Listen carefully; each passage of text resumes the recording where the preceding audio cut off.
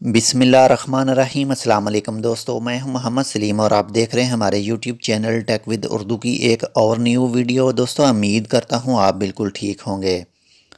दोस्तों आज की वीडियो में मैं आपको आपके ही पूछे गए सवालों के जवाब दूंगा। जो सवाल आपने पूछे थे हमारे चैनल की उन वीडियोज़ में जो कि हमने बनाई थी PTA के मतलब, यानी कि जो भी ओवरसीज़ पाकिस्तानी बाहर से मोबाइल फ़ोन पाकिस्तान में लेकर जाता है उनको कस्टम ड्यूटी टैक्स देना पड़ता है पाकिस्तान एयरपोर्ट पर।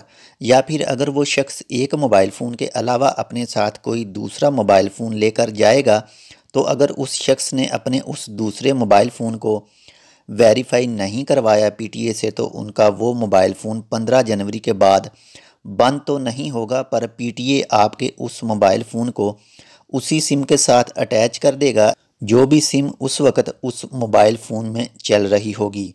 बस इन्हीं वीडियो में हमारे कुछ दोस्तों ने सवाल पूछे थे। इन्हीं सवालों में सबसे ज़्यादा सवाल जो पूछा गया है वो सवाल ये है कि क्या अगर हम पाकिस्तान से बाहर रहते हैं फैमिली के साथ तो 15 जनवरी से पहले या उसके बाद हम अपनी पूरी फैमिली के साथ पाकिस्तान आते हैं तो हम अपने साथ टोटल कितने मोबाइल फ़ोन फ्री में लेकर आ सकते हैं। दोस्तों वीडियो की मज़ीद तफसील तक जाने से पहले मैं आपसे एक छोटी सी अर्ज़ करता हूं कि अगर आपने अभी तक हमारे channel Tech with Urdu subscribe नहीं किया तो प्लीज़ इसको सब्सक्राइब कर लीजिएगा मज़ीद ऐसी ही अच्छी और मालूमाती वीडियोज़ के लिए। तो चलें दोस्तों बढ़ते हैं वीडियो की मज़ीद तफसील की तरफ। तो उसका जवाब है कि अगर आपके साथ आपके 3 बच्चे हैं जिनकी उम्र 18 साल से ऊपर है और उनका शनाख्ती कार्ड बना हुआ है या फिर उनके पास नाइकॉप यानी इंग्लिश कार्ड मौजूद है तो आप अपने यूज़ वाले मोबाइल फ़ोन उनके नाम पर रजिस्टर करवा सकते हैं। इसके बाद दूसरा सवाल कि जब से PTA का मसला बना है मोबाइल फ़ोन रजिस्ट्रेशन का, उस वक्त हम पाकिस्तान में थे और हमने अपने मोबाइल को PTA से ओके करवा लिया था। उसके बाद हम वापस मुल्क से बाहर आ गए हैं तो क्या अगर हम दोबारा जब पाकिस्तान जाएंगे तो हमें उन मोबाइल पर भी टैक्स देना पड़ेगा?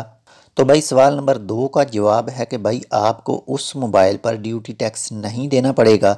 आप अपने उस मोबाइल के अलावा भी एक और मोबाइल फ्री में लेकर जा सकते हैं पाकिस्तान।